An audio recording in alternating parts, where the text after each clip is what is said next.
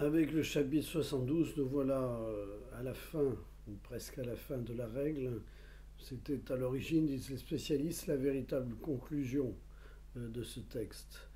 Donc finalement, Saint Benoît va dire dans ce chapitre 72 qui lui tient le plus à cœur, c'est-à-dire il parle de la finalité de l'amour. Euh, Tout doit être mis en œuvre pour que l'amour soit triomphant dans le monastère. Et donc pour cela, il faut une ferveur, un zèle, dit-il, qui soit le zèle que le Christ lui-même investit dans toute son existence. Et le mot amour revient plusieurs fois dans ce passage.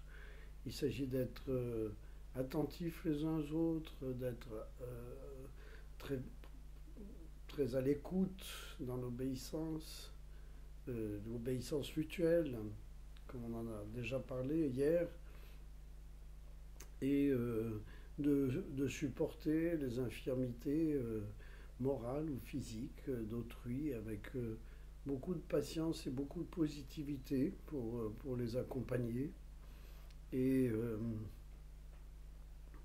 on cherchera plutôt ce qui est utile aux autres que simplement à soi-même, ou ce qui est utile au bien commun.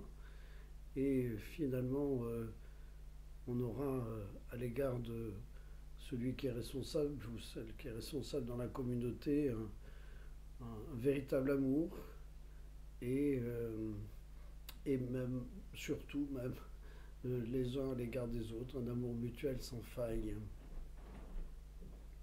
Et bien sûr à l'égard aussi de notre source commune, Dieu, nous le reconnaîtrons comme cette source de l'amour et nous pourrons vivre de cet amour.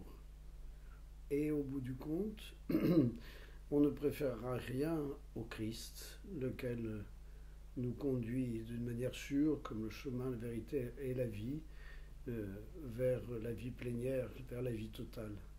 Et c'est pour ça que nous sommes là. Nous n'avons rien d'autre à viser.